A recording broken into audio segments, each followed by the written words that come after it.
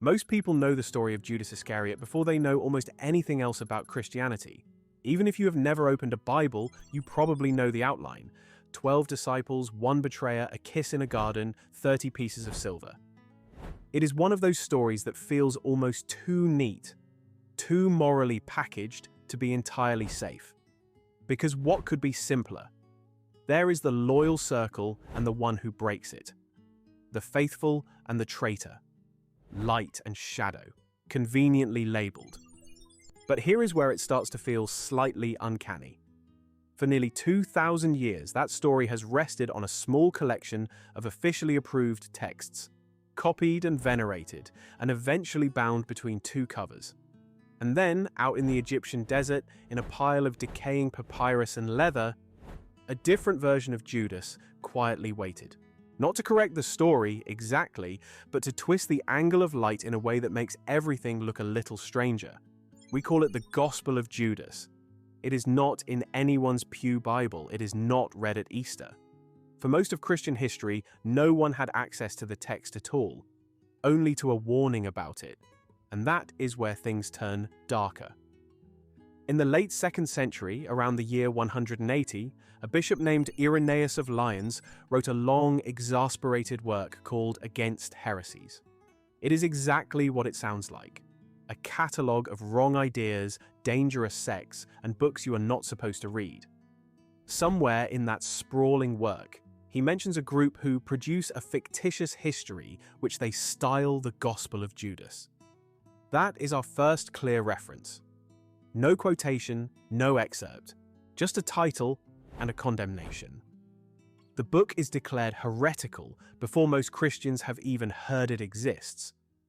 Now, this may sound like the end of the story, heresy named, heresy rejected, case closed, but here is where it gets complicated.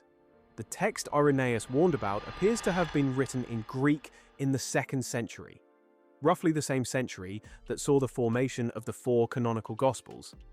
However, the only surviving copy we have is not in Greek at all. It is in Coptic, the language of Egyptian Christians, and it comes from a battered papyrus codex from late antique Egypt. This manuscript is known today as Codex Chakos. It is a modest object by modern standards.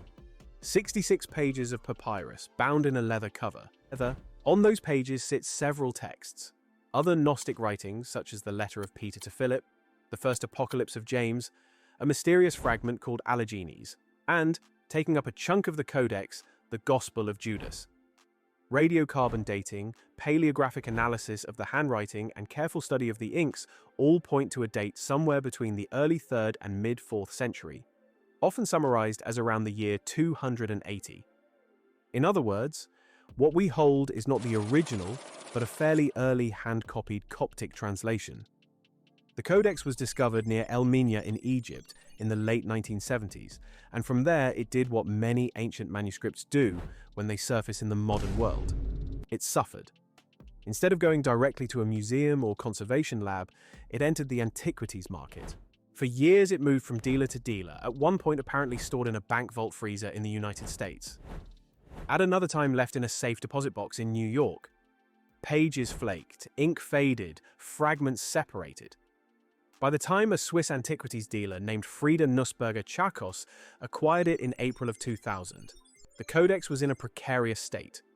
She eventually turned it over for restoration and scholarly study, and it took a team of experts years simply to flatten, reassemble, and stabilize the fragments. I have always found this phase of the story quietly unsettling. You have a text denounced in antiquity as spiritually dangerous, then nearly destroyed by modern neglect and greed, only to be painstakingly rescued leaf by leaf.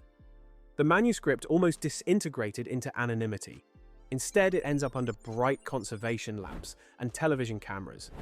The restoration effort drew the attention and funding of the National Geographic Society and the Waite Institute. A Swiss Coptologist, Rodolphe Kasser, led the team that painstakingly reconstructed and translated the text. Scientists like Joseph Barab at Macron Associates analyzed the ink, discovering both carbon-based and iron-rich inks whose chemistry lined up with other 3rd century Egyptian documents. There was no sign of modern forgery in the material itself. Authentic, yes. Historically accurate. That is another question, and we will come back to it. For the public, the big reveal came in 2006, when National Geographic unveiled the translation in Washington, D.C., complete with a television special and a flood of headlines. A critical edition with high-quality images and scholarly notes followed in 2007. What startled many people was not just that a lost gospel had turned up, but the role it seemed to give Judas. In the earliest round of publicity, the Gospel of Judas was framed as the story from Judas's point of view, casting him not as villain, but as the only disciple who truly understands Jesus. That makes an irresistible headline. The worst traitor in Christian memory, recast as the ultimate insider. But once again, this is where things diverge. If you sit down with the Coptic text or with a careful translation instead of the marketing copy, the picture is more complex. The Gospel of Judas does not read like an ancient reporter's transcript of events in Jerusalem. It reads like a theological drama written by and for a specific group of Christians living probably in Egypt who saw themselves as possessors of secret knowledge.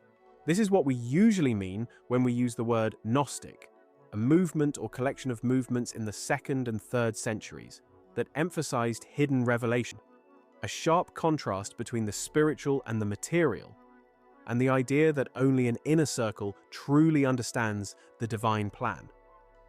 In the Gospel of Judas, most of the disciples come off poorly.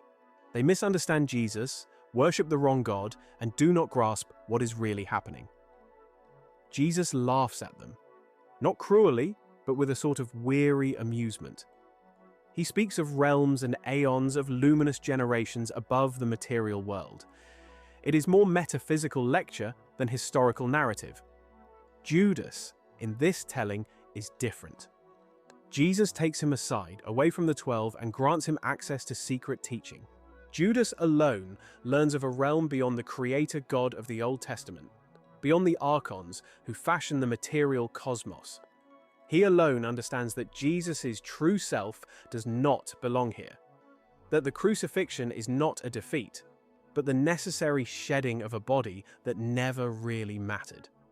So when Jesus tells Judas in the surviving text that he will exceed the other disciples because he will sacrifice the man that clothes Jesus, the sense is not you will commit an unthinkable crime, but you will set in motion the separation of my divine self from its human shell.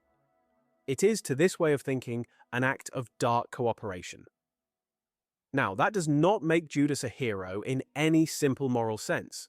Some passages still speak of him in troubling terms, even associating him with a demon star. Scholars like April DeConnick have pushed back strongly against the idea of a purely rehabilitated Judas. In her reading, the text may even be a parody of Judas, or a complex piece of intragnostic polemic aimed at a rival group. To her mind, and she is not alone, the National Geographic framing leaned too heavily toward a sympathetic Judas because it made good television. Other scholars, such as Stephen Emmel, see the text more straightforwardly as belonging to a Scythian Gnostic milieu, in which the negative portrayal of the material world and of the mainstream apostles fits a broader pattern. In that view, Judas is neither a hero nor a cartoon villain, but a strange instrument in a cosmic drama. More on that debate later in the iceberg, as it were. For now, the important point is this. Almost no one in serious scholarship believes this text preserves actual conversations between the historical Jesus and the historical Judas in 1st century Palestine.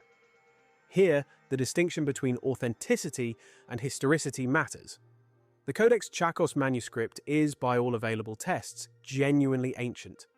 The Gospel of Judas it preserves is an authentic product of 2nd century theological imagination. But that is not the same as eyewitness reporting. Most scholars today would describe it as a work of theological fiction. Fiction not in the sense of lies, but in the sense of a crafted narrative that expresses a community's beliefs about divine mysteries, using known figures and events as a framework. And that has its own unsettling implications. because it means that already in the 2nd century, Christians were reworking the story of Jesus' passion in radically different keys. Some exalted martyrdom and confession in the arena, others emphasized obedience and church order. Still others, like the group behind the Gospel of Judas, saw the whole visible drama as a kind of misdirection, a movement of shadows on the wall of a far larger, more abstract cosmic theater. If you are used to thinking of early Christianity as a straight path from Jesus to the Gospels to the church, this kind of diversity can feel disorienting. Suddenly the road is not straight at all. It is a tangled network of paths, some of which vanish into the sand. The Gospel of Judas shows us what one of those side paths looked like, just long enough for Irenaeus to condemn it, for a Coptic scribe to copy it, and for time and humidity to do their slow work. The physical condition of the manuscript tells its own story. Up to 1/3 of Codex Chacos is illegible. Some pages are entirely lost. The fragments of the Gospel of Judas that we do have are sometimes crumbling at the edges with entire lines missing. Text breaks off in mid-sentence. It is as if, even when we finally find the forbidden book, someone has quietly excised key phrases. Modern technology can push back against this loss. Multispectral imaging can coax faded ink back into visibility, like a ghost appearing only under certain wavelengths of light. But there are still gaps we will never fill. To my mind, there is something fitting about that. A gospel that claims to reveal hidden knowledge survives in a state of permanent incompleteness, eternally frustrating the desire to know everything it once contained. Of course, the Gospel of Judas is far from the only apocryphal or non-canonical text. There are infancy Gospels that have the boy Jesus striking down playmates, Acts of Apostles that send them on exotic missionary journeys, Revelations full of elaborate heavenly architecture. There are medieval legends that claim to know what happened to the 30 pieces of silver, to Judas's body, even to Judas's supposed descendants. Medieval Europe, in particular, loved to fill in biblical gaps with stories and objects. Churches claim to own pieces of the true cross, thorns from the crown, drops of blood, even the rope of Judas's hanging. Whether or not any of these were genuine was at times almost beside the point. They anchored a distant story in local soil. They gave parishioners something to touch. Compared to those hard, tangible relics, a fragile papyrus codex from Egypt seems almost abstract. You cannot process it in a parish procession. You cannot place it in a gilded reliquary on your altar. Yet the urge behind both is similar: to close the distance between now and then, to possess in some way the story that shapes you. And that is perhaps why the Gospel of Judas causes a small shiver, even when we know better than to take it as literal history. It reminds us that the line between Scripture and not Scripture was once much less clear. Councils and bishops, such as those that met over the 4th and 5th centuries, had to decide which texts would carry authority and which would be left outside. The Gospel of Judas ended up outside, along with many other voices. Those choices have consequences. They shape the stories we remember and those we never hear. They determine whether Judas is forever and only a traitor, or whether somewhere in a decaying codex he briefly appears as something far stranger, the disciple who, by betraying, obeys. Even if we ultimately reject that interpretation, it is difficult not to feel a faint chill at the thought that, for some small circle of believers, 17 or 18 centuries ago, salvation itself depended on precisely that twist. For them, to misunderstand Judas was perhaps to misunderstand Jesus. We will likely never know much about that community, what their gatherings looked like, how long they survived, what became of their books. What we have instead is this one damaged manuscript, authenticated by modern science, dismissed by an ancient bishop, and debated vigorously by contemporary scholars. And maybe that is enough. The Gospel of Judas does not overturn the foundations of Christian history. It does not rewrite the first-century events that shaped the canonical stories. What it does is reveal just how contested those stories were, even in the early centuries, and how inventive people could be when they tried to articulate the meaning of a death on a cross. At the end of all this, we are left with a question that reaches beyond Judas, beyond this one codex, even beyond Christianity. Why are we so drawn to physical connections with the past? Ink, bone, wood, rope, relic, codex? Why do we feel differently about a story once we can point to the exact page on which someone long ago wrote it down? Perhaps in the end, the Gospel of Judas unsettles us not because of what it claims about Judas, but because of what it reveals about us. Our hunger to see behind the veil, our willingness to imagine alternative tellings, and our equally strong desire to fix one version as final, to bind it, canonize it, and set it apart. We line up the texts that made it into the canon like carefully polished stones, and every so often the desert gives one back that did not. It is dirtier, cracked, its edges worn away.